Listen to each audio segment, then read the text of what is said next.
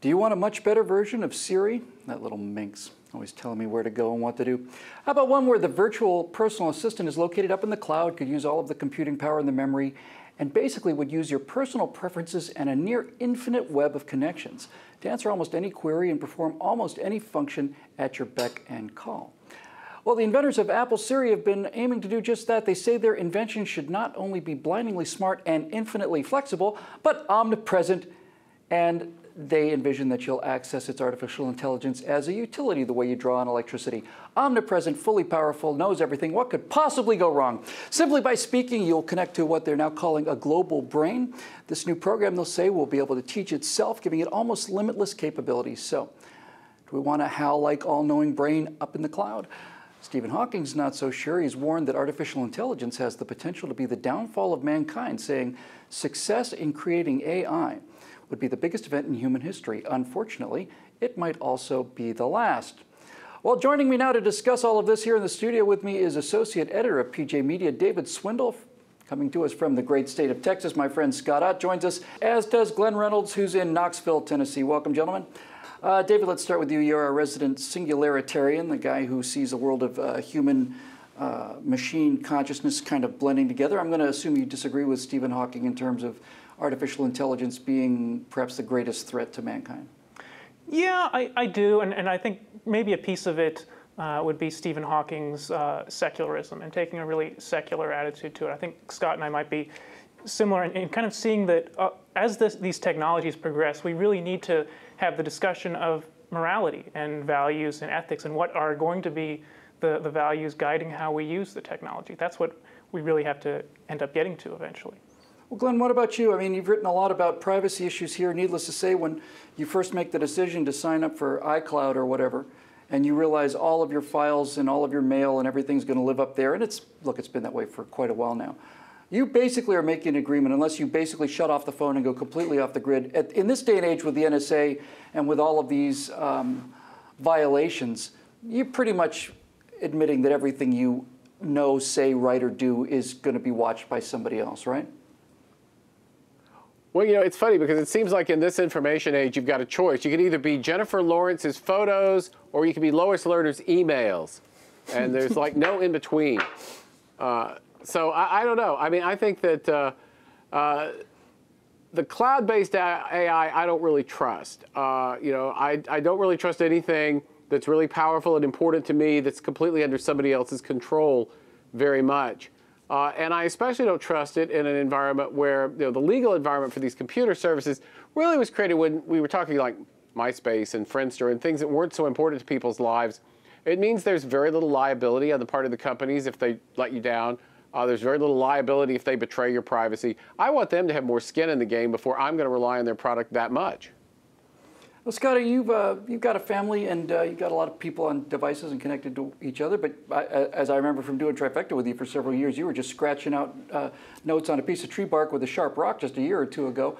Do you worry about this? Do you worry about this aspect of once these files go out and up, anybody knows anything they want to know about you?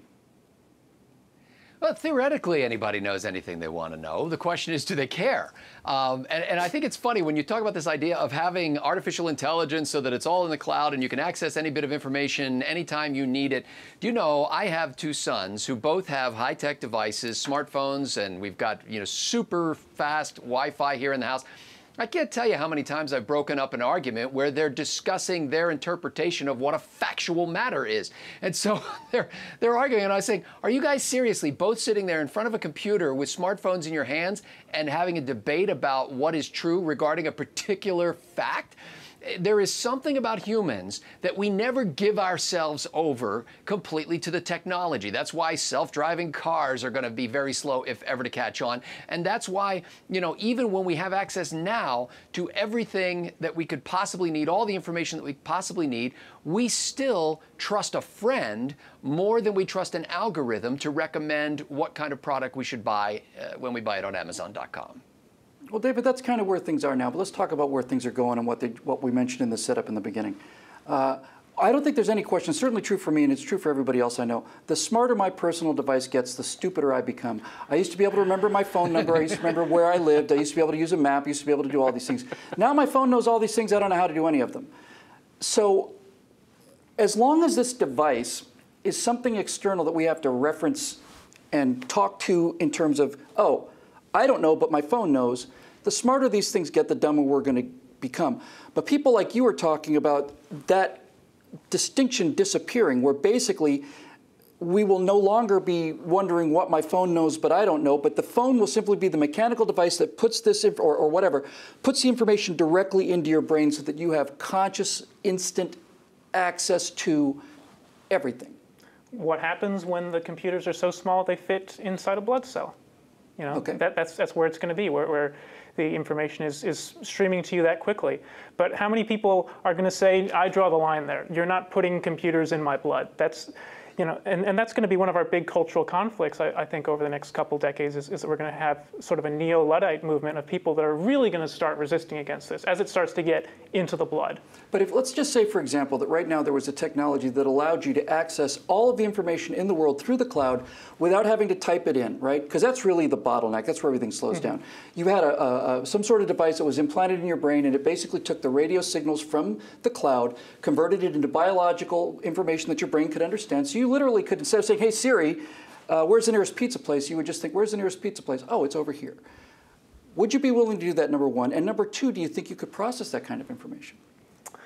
I would be willing to do it, yes. Though I think all of these things are going to be in gradual steps. And it's going to be you know, our brains are slowly going to be enhanced step by step. So it's not going to be a big jump like that where we're necessarily going to be overwhelmed. Glenn, you know, this is the end result for this, right? The end result is you no longer have to bottleneck your intelligence through this one little device that you have to text with, and then eventually, presumably, you'll be able to connect with this mentally.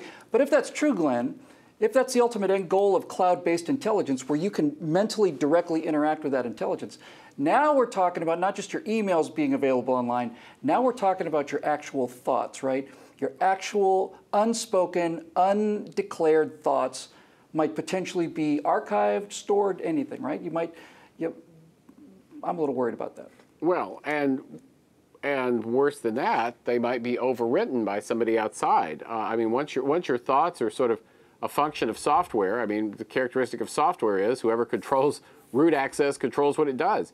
And, you know, then you become kind of like a real-life version of a sim character, right, with somebody else sort of controlling what you do and what you think and what your drives are in ways that could be pretty creepy.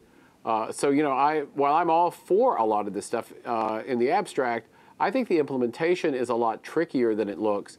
And I worry that the implementation of our current technology has been rather naive in terms of security. And I think that when you're talking about devices you put in somebody's brain that interact directly with their thoughts and their personality, those devices need to be extraordinarily secure and perhaps more secure than is really plausible. Let's go with that for a second, Scott. You know, you and I know Glenn as well, have written, I'm sure you have too, Dave, we've written about the failure of the media in the last, certainly in the last 5, 6, 7 years, the failure of the media to not only not provide all the information possible, but to suppress information. I went looking for track lighting online a couple years ago. And the next time I checked out Instapundit, I just go to Instapundit several times a day, and all of a sudden, imagine my surprise, all of these commercial banners, not a lot of them, he's a man who runs a quality website, but the Google ads were all for, they were all for track lighting. And it's like, okay, it was a little creepy. And then if you decide you're going to buy something on eBay, and next time you go to your favorite website, all of the information is about what you just bought. So my question for you, Scott, is if this interface between you personally and all of the information in the world increases significantly, and we already know that we're being selectively given information, what about what Glenn just said? Are you worried that the information that will be presented to you through this cloud device will be censored by somebody else, that you won't get information that maybe you should get, or things are going to be suppressed or enhanced or advertised? Well, first of all, I want to thank you, Bill, because this now explains why all the ads on every web page I go to are now Glenn Reynolds books and Glenn Reynolds action figures. So that just makes a lot of sense. I now know why that's happening the way it is. You know, I think we have this image that somehow it's going to be like the Matrix with Keanu Reeves, where he suddenly goes, Yeah. I know jujitsu, and you know, and it's going to be downloaded into your brain, and you're going to know. But the problem with this is, think about this: psychologists are not better parents than anybody else. Psychologists and psychiatrists who study the mind are not better parents or better husbands or wives than anybody else. We have behaviors and motivations that even we don't understand. There is a mystery within a human that you can't just program into a computer. You can't transfer that consciousness because it's not even something that we're aware of in many cases. We're not even aware of why it is that this topic so fascinates us. I'm stumped and frightened and confused. My primitive, unfrozen caveman pundit brain cannot process all of this information. But it turns out that Tesla and SpaceX founder Elon Musk, who's a pretty smart guy, is a little worried about AI too. He tweeted the following not too long ago. He said, "We need to be super careful with AI, potentially more dangerous than nukes." And he added in another tweet, "Hope we're not just the biological bootloader for digital superintelligence. Unfortunately, that's increasingly possible." David, let me talk to you about this. Look, you are on a you've staked out a very clear position on a side of this issue as an advocate for this kind of thing. But the huge majority of humans out there, maybe they're just victims of bad 50s science fiction movies. Maybe that's really it. But I think in 2001 with Hal, you really get to the idea that an actual intelligence that's smarter than us could make a decision. When you say cold-bloodedly, I'm talking about, you know, 2-3 degree Kelvin cold-bloodedly. I mean, cold, super cool, cryogenic decision that maybe we'd be better off without the humans in this particular spaceship, or maybe in this particular city, or maybe this particular planet might be better off without all these things. Hey, thanks for the boot, and thanks for the grid, and thanks for the coal that got all this started, but thanks for all the fish. See you later. I think the technology that we're going to be creating is technology we create in our own image. And if we have a self-destructive impulse, then that's the technology that we're going to create. So it really is a culture war in terms of which values are going to lead these technologies. Because the technologies are just going to be an extension, really, of the ideological, cultural, political conflicts that we already have. Well, then, to wrap this segment up, rather than being a bunch of whiny biological crybabies, why don't we just see if we can come up with a quick round of solutions? Glenn, if it were up to you, if you were the insect overlord and you actually had legal, political, and technological control over this entire field as we move forward, what kind of safeguards would you want to see in order to feel comfortable, or would there be such safeguards? I would want the AIs to be programmed to love us. I think that's probably the most useful thing you could do. I will add one contrarian note. Elon Musk is a super smart guy. And like a lot of super smart guys, he thinks being super smart is the most important thing in the world. Just as I strongly suspect if you were to ask somebody like Sofia Vergara, she would say having large breasts is one of the most important things in the world, because that's how she's gotten ahead. But the fact is, being super smart, if you look around the world now, it's not a path to power. It's not a path to control. Frankly, you'd be better off with large breasts in many ways if you want to influence human behavior. Strictly speaking, the smartest people you find, who are like the people who do pure mathematics and stuff like that, are extremely bad at controlling the world and at manipulating the people around them. So I think that maybe the threat is overrated. Okay. Well, Scotty, that's an interesting place to tee off from for your closing comments. Do you think that the entire idea of this kind of cloud-based intelligence and enhancing human intellect is sort of the natural endgame of the elitism that we're seeing more and more in society today, this divergence between the highly educated Harvard PhDs in economics who can say you print all the money you want to versus people who say, no, you can't. You can't spend more than you take in. It's common sense. Do you think that that the danger of elitist thinking is really at its core here? Yes, which is Well, exactly why I actually, don't want government stepping in and making Well, regulations about this. I don't want government deciding whether or not, how far we can go. I mean, face it, if technology is possible, it will come into existence. Humans are just like that. They're going to make it happen. And if a technology that is harmful to people comes into existence, there's somebody working his butt off to make the countermeasure to that technology at the same time. And this is just how we've been operating for a couple of thousand years, and I suspect will continue to. Glenn, you had something you wanted to add there? Oh, well, it's just sort of, in one sense, it is a question of degree rather than kind, because when you were talking about something that filters all the information to you and only gives you what the elites think you should have and suppresses anything contrary to the narrative, I was thinking, well, we already have the New York Times. Well, David, we'll let you wrap this up. So we've heard a lot of concerns and a lot of doubts and a lot of worries and a lot of things. Why don't you make the case for what an absolute miracle this could be? How would this affect people's lives to have this kind of computing power directly accessible all the time? Scott hit it when he said that, there's just something that we don't know about being human. There's just this mystery that we're not going to get to from biology. And I guess I disagree with that. I think as we get down into it and we do start to learn about how our brains work, we are going to find out things that we don't understand that are going to completely change our understanding of what it means to be human and what it means to be conscious. So that's really what this is. It's not that we're going to have immediate access to all kinds of information. It's that it's going to change the definition of what it means to be human and what it means to be alive when the information is no longer scarce. I think it's, what the technology is us finally overcoming scarcity. And with us, as so many conservatives and libertarians, our economics is based on scarcity. And now we're getting beyond that. We're getting beyond that to a point where we have to come up with a new economics when that isn't a problem anymore. I'll just wrap with my personal observations. As much as I love this idea, and look, I use this phone every day, and it's nice, I often use these devices for what I think they're designed for.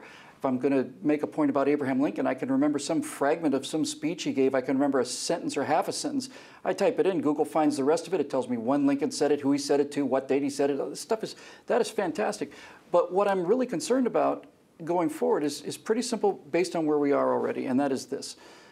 For many years now, probably at least a decade, or certainly 5, 6, 7 years, anybody with a computer has had access to the sum total of human knowledge. It's been here for 10 years now at least. And the huge majority of humans use the internet for surfing porn and playing online computer games. You could have at any time in the last 10 years gotten yourself a complete PhD level education for absolutely free. And the number of people that do this is microscopic. So the thing that concerns me is when you talk about reseeding consciousness, or when you talk about genetic engineering that removes some of these genetic biological tags, you are now in fact talking about, for the first time in human history, an actual new kind of person.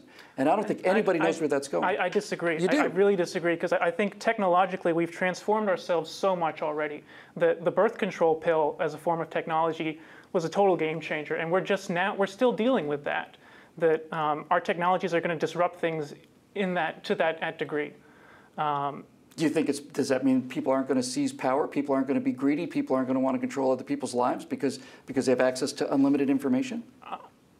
I think that is still going to be a problem, but it's going to be a problem that we're going to overcome through American values. It's going to be a problem that we're going to overcome through.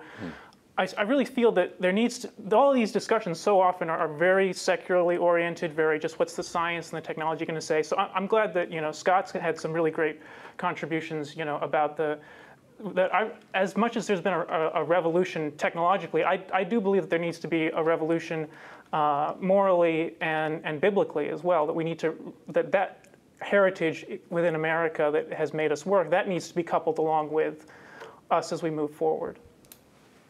Scotty, you had something to say? No, I'm fascinated by the discussion, and I don't think that it's going to fundamentally change who we are. Glenn is right. Technology has changed rapidly. Humans, not so much. I think we have changed a lot. I think there's less violence, there's less murder now than there was hundreds and thousands of years ago. I think as classical liberal democracy will continue to spread, and this technology will help it spread, we are going to reduce the amount of violence and the amount of suffering in this world, and the knowledge cloud will be a part of that. Okay. That's a hopeful thought. Works for me because I used to want to kill people when I didn't know where I was going. Now I just let my phone do it, and if she gives me any lip, I chuck her out the window. And I've done it before, and I'll do it again. Siri, don't you tell me where to go with that tone of voice. We know who's the boss here.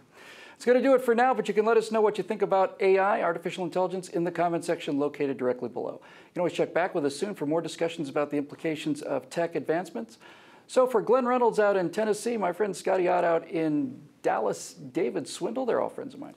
I'm Bill Whittle here in the studios for PJTV. Thanks for watching. We'll see you again real soon.